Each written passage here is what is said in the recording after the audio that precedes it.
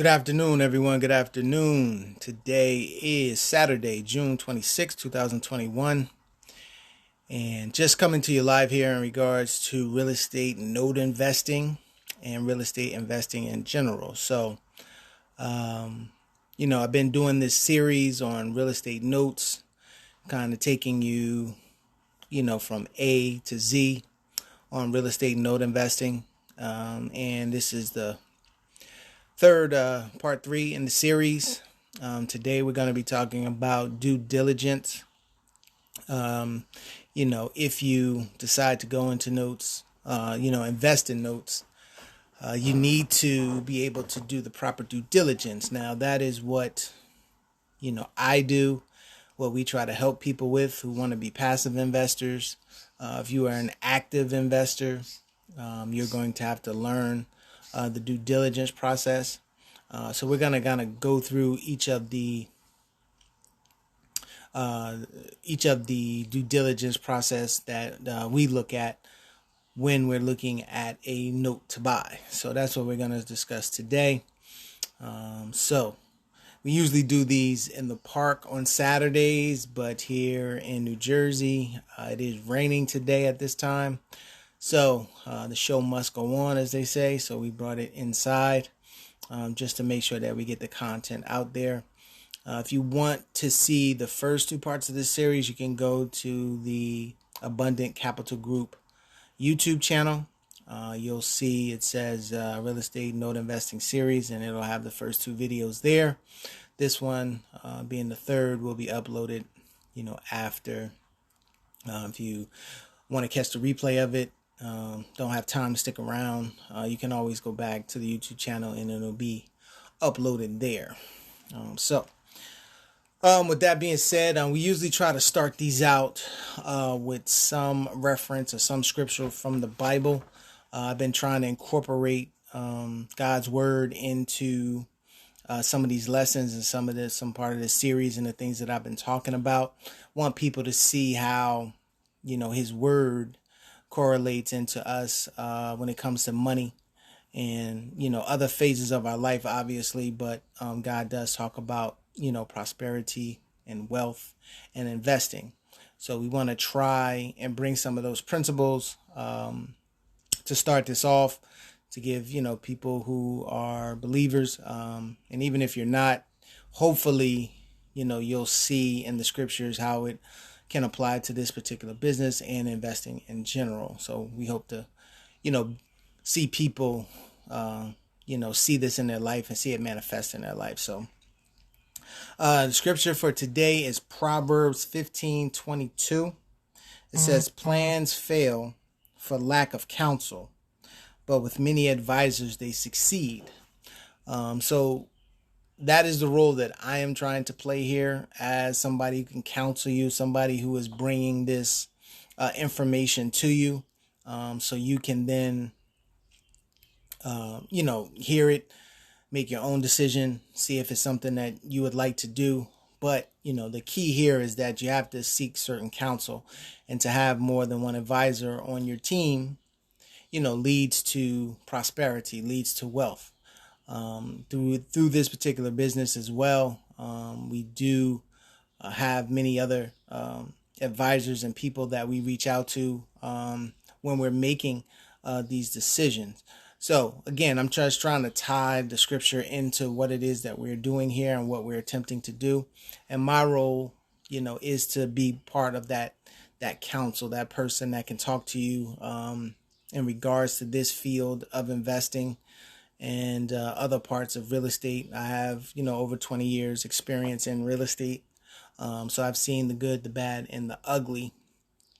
So that's what, I would like to bring for people. And as the word says, you need good counsel and you need many advisors to prosper. So hopefully you can take that scripture, meditate on it, read, at another time, and it'll reveal something to you.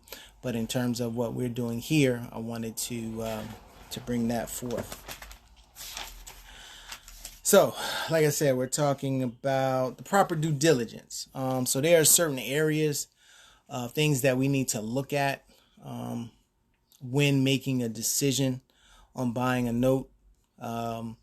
Again, these things are all going to be based on your risk tolerance, and your plan for investing. Are you planning for the future? Are you looking to, supplement your income with passive income? Is this going to be something that you're trying to develop for a child that's young and want to set them up for later on in life? Maybe it's a grandchild of yours. So whatever your overall investing strategy is, these things will have to tie into when you're looking at an asset. We really feel as though that each of these needs to be looked at, and there's certain things within each that we try to make sure that people are doing when it comes to this, and we try to show people, obviously, who don't, who are not active in a business and just passive. These are the things that we try to bring to your attention to say, hey, this is why we think this is a good note to purchase.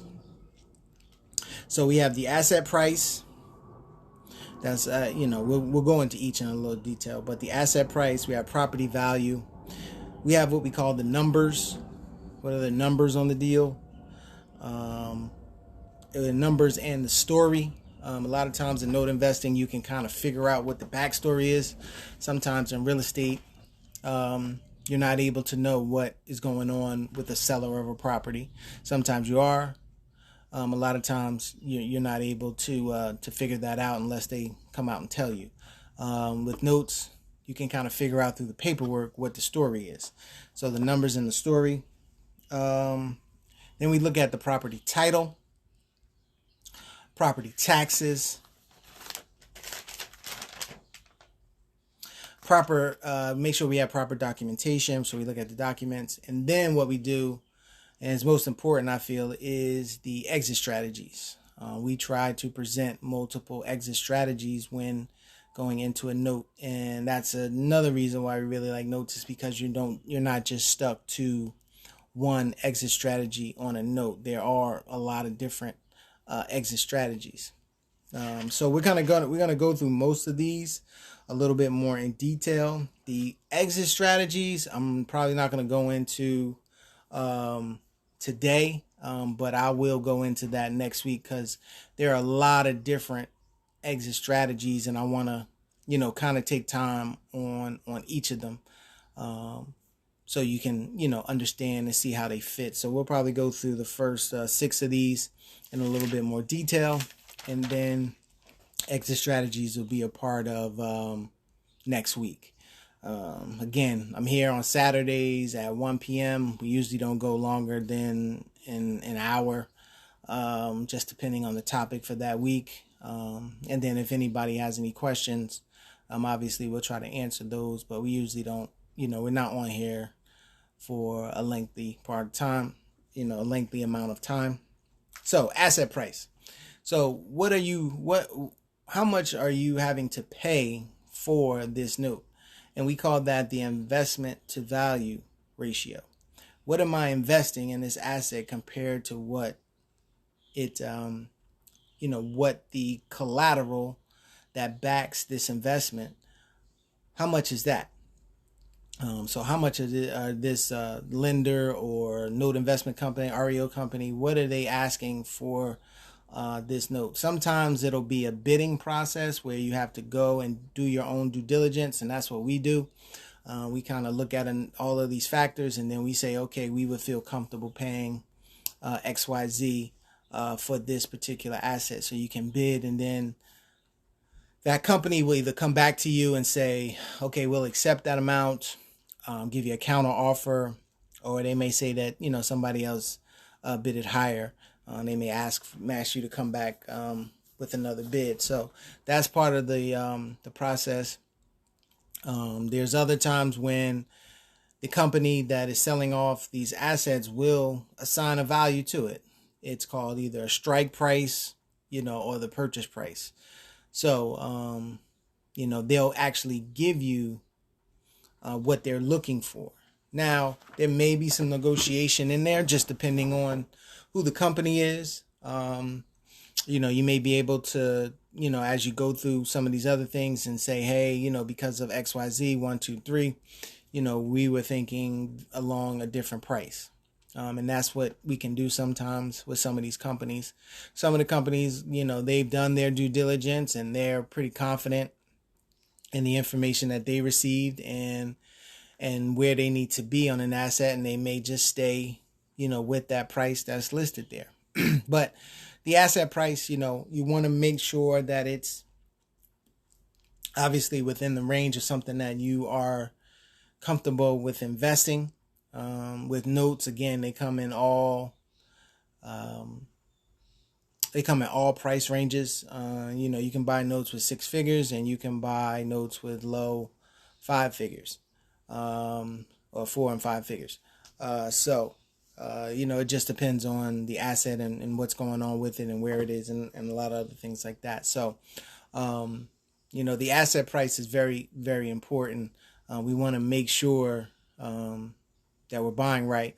A lot of times you'll hear in real estate, you don't make money when you sell, you make money when you buy. So as long as you're buying at the right price, and along, like I said before, with multiple exit strategies, you can feel confident that your investment is safe. It's that risk has been lowered because of where you purchased. And we try to at least have people make an investment to value ratio of about 70 to 75% on a performing note, one that is paying. Obviously, if it's not performing, if it falls into a sub-performing, that the person has a little bit of spotty pay history, we ask for, less than 70 cents on the dollar for assets like that, just depending on how spotty the pay history is. If it's a non-performing note, then we get, somewhere 50% or below. This non-performing means that the person is not paying, so there's a very good chance that you're going to get this property back at some point if you're not able to work out something with the homeowner. So as long as we're buying it at 50% or less of the value of the property, then we know that if we do have to take the property back, being as though that it is in another state, a lot of times it's not where you live, it's not in your backyard, you can't go and drive to it. We know that we can sell this property to the market. Even if you sold it at 50 cents, at least you didn't lose any money, but most likely we can sell it for a little bit more, and you can recoup your initial investment, plus something on top of that. So we try to play with those ratios as a standard. Sometimes, depending on some other factors, you may and your investment strategy. Some people, may get into this looking to buy themselves a vacation home. So they may spend a little bit more, knowing that, that they can, get this property back if it's a non-performing note, and possibly use it as a second home or something like that. So just depending on what your investment strategy is, you can kind of play with those numbers, but, as a baseline or as a guide, we try to use that 70%, maybe 70 to 75% max on a performing asset. Anything that's not performing, we want to be less than 70%. And then obviously, if they're not paying at all, we want to be under 50%. So those investment to value numbers in terms of the asset price is very key.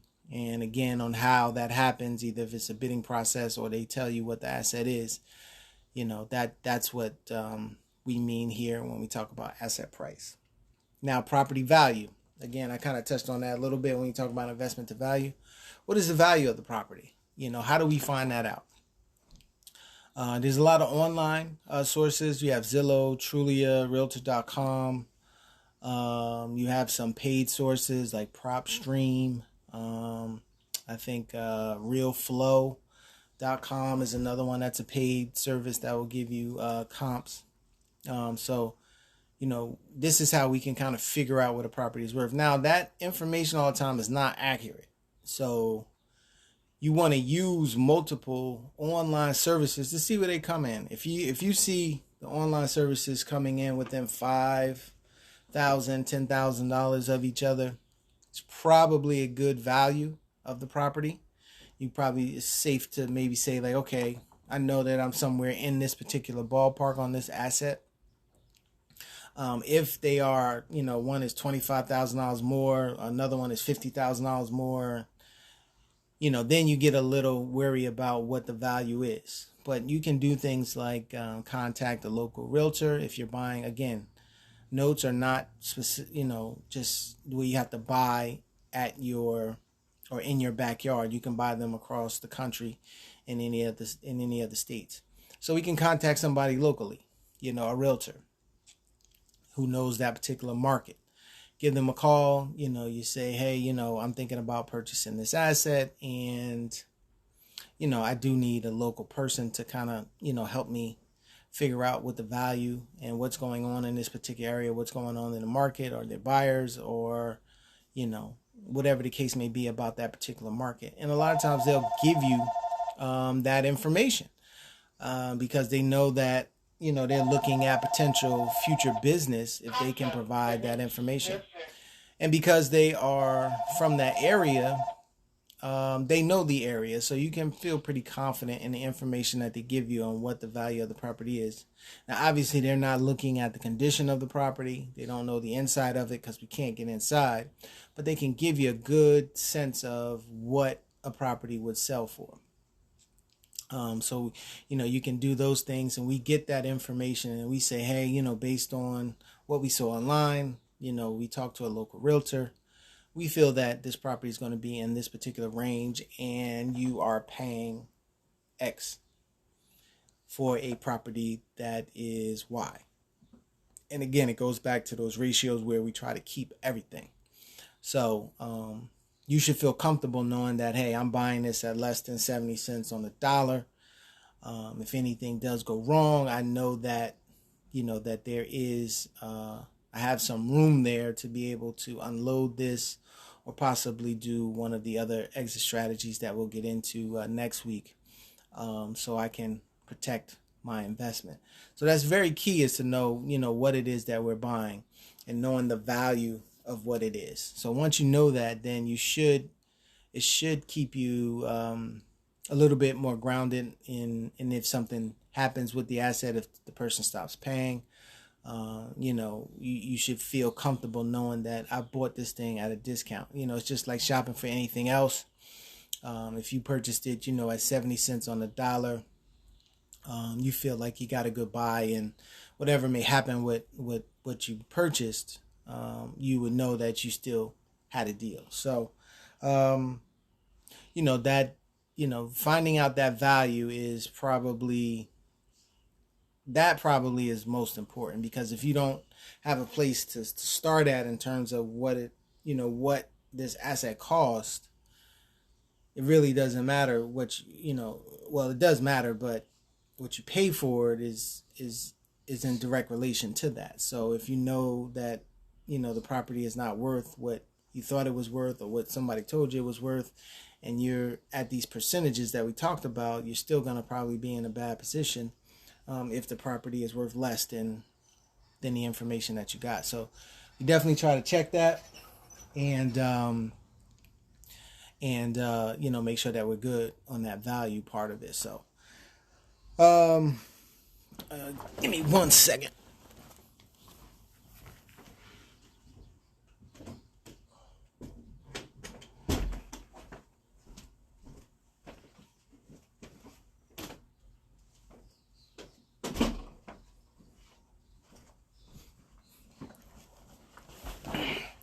So the next part of this are the numbers.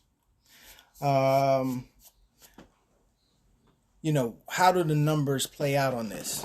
What am I looking getting back each month for what I invested? For the, let's just say $25,000 that I paid for this. How much is coming back? $500, $600 a month, whatever the case may be. What is the interest rate on that? The yearly return on that, on those numbers. So you want to look at that and make sure that fits, again, what it is that um, it fits what it is that you want to get in terms of a return. Some people want to get at least 7%, 6% return on their money. Some people want 8, 9, whatever the case may be. Whatever it is that you want as a return, you want to make sure that based on these numbers, that's what you're getting. If you have money, what we try to do a lot of times is try to talk to people who have money sitting somewhere or in some type of account or in some type of investment getting lower rates of interest. And then what we try to do is say, hey, why don't you look at this investment, and these are the types of returns that you can get. So if you're getting 4, 5, 6% over here, but I can get you 7, 8, 9% over here, then obviously you may want to take that money and look at this opportunity. And then also when we talk about numbers, we also talk about story. Now, what we mean by story is that we can kind of go through the paperwork and see who this individual that's living in the home is. We usually can find out, their job. They use, a lot of times they'll have filled out some type of application with where they're employed. How old are they? And other financial information that may come up in an application. Sometimes when you buy a note from quote unquote a mom and pop or somebody, a smaller investor that, just may own property and created a note on a piece of property, they may not get all that information on that particular person. They may not know, their job and, had them fill out an application and go through everything properly. But a lot of times, we can kind of go through the paperwork, see who this person is, get a better understanding of their situation. If we are buying something that is less sub-performing or non-performing, maybe we can figure out like what caused them to get into this. And a lot of this stuff is public record. We kind of go online. There's a lot of things that you can look up about a homeowner and get from public record. Things are posted if they, had any legal activity or criminal history and stuff like that. You can, get that stuff online. It is public record. So that is important as well, as to kind of know the story behind this, the story of the person that you're buying the note from. What type of company is it? A reputable company? Or is this individual seller? Who is this individual seller? We can, get their company name. We can look it up, see if there's been any, fraudulent activity with this particular company, if there's been any negative reviews and things like that. So a lot of this stuff about who we're dealing with is online that we can research, that plays into a buying decision. Obviously, if you get more negative things coming through, you're probably going to pass on it. If you get less negative information and more positive information, you're going to feel more comfortable with who this note seller is and who the person is in the home. Who am I potentially dealing with? Now, we don't want to make, a lot of assumptions about, people, but you can get a good understanding of what you're getting yourself into, and maybe some of the things that can help you with your exit strategy. Now, depending on who you are, you may not have a problem if, there's a lot of negative things going on, because that in this particular situation, my number one goal, or the goal of this, is to get this property back, and I have a chance to do that. So all that stuff kind of goes out the window. So again, a lot of this stuff just plays into overall investment strategy and, the exit plan for an asset and the risk tolerance of the investor. Most of the people who may be hearing this probably will be doing this for the first time. So we want to, initially take as little risk as possible. And then once you start to get more comfortable, later on you can take some more risk. So those numbers and the story is very key. And that's really what we try to present as well as part of, our due diligence when we sit down and we talk to you about, why we feel this is good. Once you've committed to say, hey, I want to start to invest, we go through each of these and we give you what we think, and then hopefully you'll agree based on what we found that, it makes sense. So now we're going to talk about the property title. Once you've identified an asset that you're interested in purchasing, and some of these things that we previously talked about have checked out, one of the last things that you want to do, because all this other stuff we really haven't put out any money. Let me just go back to property value. In property value, you could order what's called a BPO, usually at less than $100 or right around $100, at the most $125. You'll have a local professional go through their MLS system, drive by the property, give you a report based on things that have sold, things that are listed, and things that are under contract. So that'll give you more of a clearer picture of the value. Now, I mean, that at that particular point, that's probably like the first time you could spend some money, but you've kind of got yourself in a position where you feel really good based on some of that other information that we went through, that you're, that if I can just get this asset to have the value of $50,000, I know that I'm good, and then I can move forward. So doing that the property value in terms of spending money, as well as obviously if you do a property title search, that's going to cost you some money as well. And these are the things that we kind of do on the back end once we feel pretty confident about moving forward. And it's better to spend obviously $100, $75, and then for a title search that may be $300 or $400. Better to spend that now than to put your thousands and thousands of dollars out and then find out later that the value is not there. So that's what we call the cost of doing business. So if I think it's a good thing actually if you just put out that little bit of money and you were able to save yourself from making a poor decision. It's better to do that. So the property title will let us know if there are any other liens on the property that we need to be concerned with as a note investor. And we're buying first position notes here. So we want to make sure that nothing jumps our position. Nothing comes ahead of us. Did somebody else put some type of lien that could jeopardize my first position?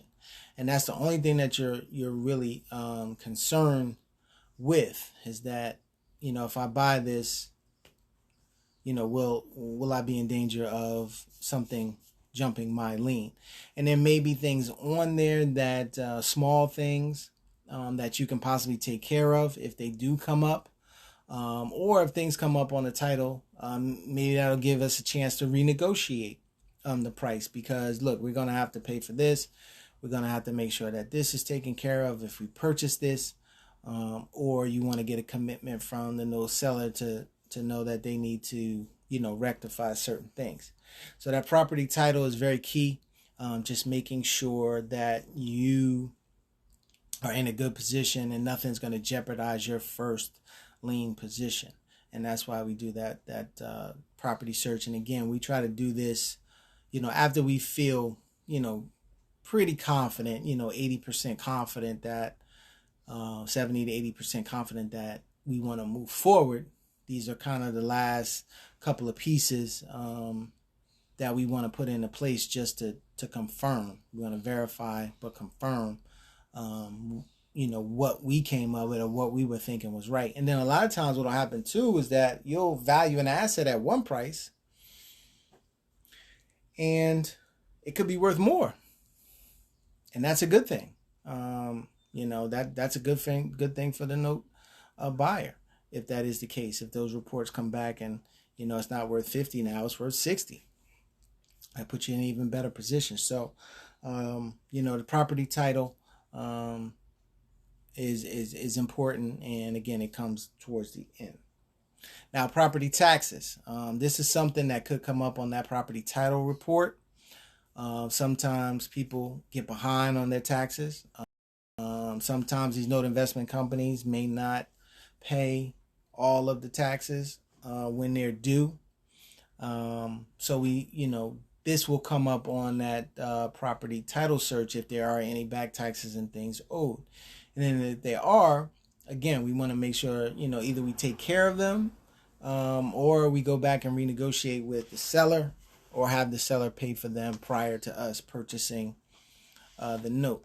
But delinquent taxes is pretty much the number one thing that can jump your first position lien on a property that you buy. If they go into that delinquency status and then there's a tax certificate or tax sale comes up, then that will wipe out anything underneath that, any other liens underneath that if the property is foreclosed on through a tax sale. If there is a tax certificate out there, then obviously whatever that outstanding balance, with the interest needs to be taken care of and needs to be paid, and that has to play a part in your offer. I mean, if this is type of a bidding situation, you have to take that into account. If you have X amount of dollars, and a certain portion of that is going to have to go, $500, $1,000, $2,000 is going to have to go to pay the back taxes. You have to, we want to factor that into, the amount of money that we have here. So we don't want you to have to pay for an asset and then, find out later, I got to come out of extra $2,000, extra $3,000, or whatever the case may be later on. That's not what we want to do. We want to know that, okay, if we buy this, we're going to have to, take care of this, and this is going to be the price that, we're ultimately purchasing this at, if that does happen. So the taxes are very important. We have to keep up on them too after we purchase a note. Not all taxes and insurance are escrowed, depending on who you buy from. Again, a mom and pop person, they may not escrow for it, because this is not a typical business and something that they do a lot. So you have to want to make sure that as you take over, that maybe you get that escrow through a servicing company. And we'll kind of talk about servicing companies and things of that nature as we go through the course. But you can have people that are, constantly checking for you, or you can check for yourself, make a note that every quarter you want to check the taxes in that local area on this particular property and see if they're paid. And then you don't have to pay them probably right away, but you want to keep an eye on it, because again, if it does go to a tax sale or a tax certificate or something like that is sold on it, you want to be careful and make sure that you take care of that so it doesn't jeopardize your lien position. Most people who in the north here who have houses and things like that, the insurance and the taxes are escrowed, and the bank just pays them on your behalf, and then whatever they get from you, they recoup that money, so to speak. So, but not in all situations does that happen, especially when you're buying in other states, around the country. So, you got to pay attention to property taxes. Want to make sure that, that they're taken care of. And then again, if you pay it, you can always put that into your loan and charge the customer for it at another time, because that is, based on the agreement. A lot of the agreements that we buy, that they are going to be responsible for, making sure that the taxes and the insurance are paid. So the last one here, proper documentation. Again, you usually have the note and some type of security agreement that go together. And we want to make sure that if this note has been purchased and sold a number of times, we have to make sure that each time it was purchased, sold and purchased, that it transferred properly. You have the allonge, and you have the assignment of the security agreement.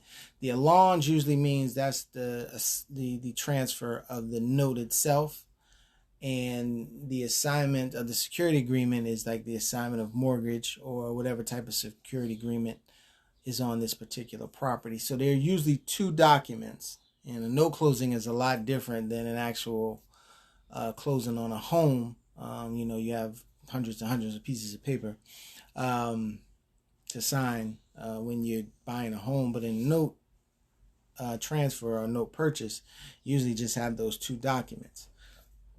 Sometimes there will be other documents, when you have a non-performing note and maybe it's the foreclosure has started, you may get an assignment of the foreclosure over to you so you can pick up where this person left off, so you don't have to start the foreclosure all over again. But primarily there are those two documents, and we want to make sure that those have been transferred properly. Also, you want to check the deed. You want to make sure that whoever owns the property, it's in the right name. Sometimes that the owner of the property and the person living in the property, due to the type of security agreement and note that's written, the person living in the property may not be technically the owner of the property from a legal standpoint on the deed. It could be where they're making payments, and once they pay this off, then the deed or the legal ownership will transfer to them. Those are things like land contracts, land installment contracts, contract for deed. Those are those types of security agreements. So you just want to make sure that, the person that I'm buying from, this particular person, or this particular person's on the deed, and that's going to be transferring along with the security agreement. So the documentation is very important to make sure that everything, it has to transfer. Like I said, if this was bought and sold multiple times, we got to make sure that each time it did.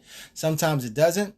It's not a big thing, but we need to know it so we can go back and either rectify it ourselves or have the person that we're purchasing it from, say, hey, this didn't transfer correctly. Can you go back and, file the necessary paperwork to make sure that that's taken care of, because, we want to make sure when it gets to us that we don't have any issues.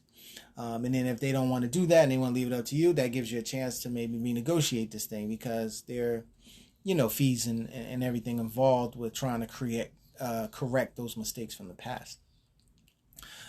So we want to make sure that, that's done properly.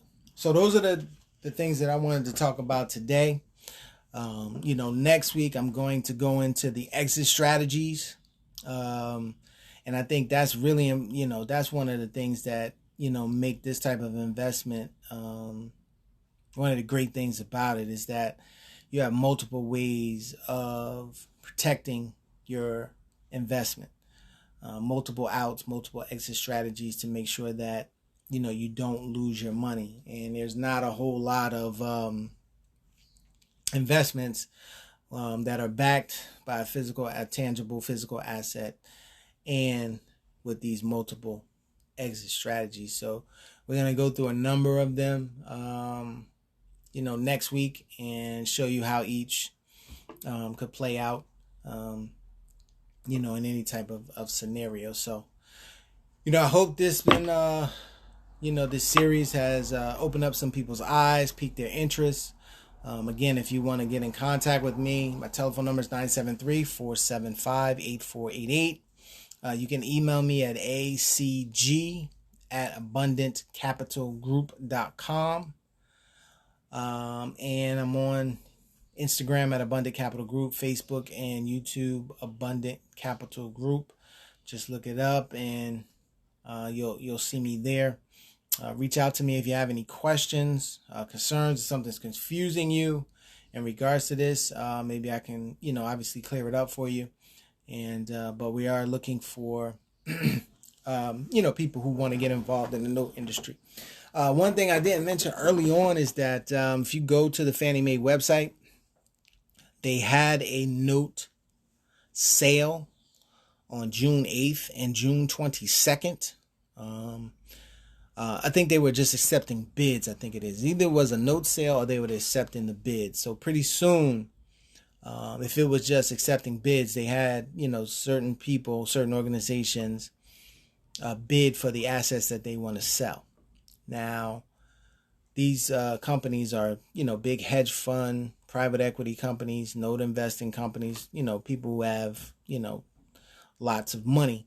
that are buying these loans from Fannie Mae.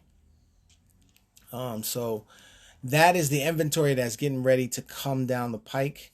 The increase in inventory that we're expecting to see, in the next couple of months, going into the last quarter of this year. So there is an opportunity to get involved here because of what's getting ready to come down the pike. And then there's also, you have some people that are getting prepared for that inventory, and they are starting to sell assets. So there are assets now that you can buy from the performing as well as non-performing, that you can buy right now because some people, are trying to gear themselves up, recapitalize, and get prepared to purchase what's coming down the line. So if you go to their website, you'll see on June 8th and June 22nd, they had either a sale or that's the deadline for the bids to be in, for the assets that they're looking to sell. And it's right there. So, the opportunity is here. I remember back in 2010, there was an opportunity after the markets and everything crashed in 2007, 2008. There was a big opportunity at that point. I didn't take advantage of it, but I don't want to make that mistake again, personally, and as well as trying to get this word out to people. And again, you can do everything within real estate by purchasing a note. So I want people to know that if you want to be a fix and flipper, you can do that by purchasing a note. You're going to purchase it at a significant discount, something that's not performing, and you can just take back the real estate, so then you can go fix it up and sell it. If you want to continue being a landlord, again, you can buy, single family properties. A lot of times, most of these are usually single families. You can buy these and, rent them out, use them as rental units. And we probably will see more multifamilies just because of what has happened with COVID. We probably will see more multifamily, and there'll probably be some commercial as well. There's opportunities to be a landlord, to be a fix and flipper, in the note space. So we want, those people to know about this and get ready for the opportunity that's out there. So again, reach out to me if you could, share this with anyone. If you are watching it, I would appreciate it. And we'll see you. I'll be back. I'm not doing my Monday and Thursdays because I have a church obligation for the next few weeks. So I'll probably be just doing something on Tuesdays. I'll probably do Tuesday and Thursday for the next 7 weeks. You can look for me at Tuesday night at 7:30 and Thursday night at 7:30. We come on here and talk about things in the note industry. And then we also talk about, IRAs and retirement accounts and how you can use those to invest in real estate and real estate notes if you wish. So we'll be back on Tuesday of this upcoming week, and Thursday.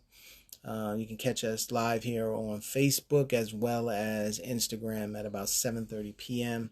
And we usually go for 30 minutes, so it's really not long. So be looking out for that as well. All right, with that being said, everybody have a good rest of your weekend.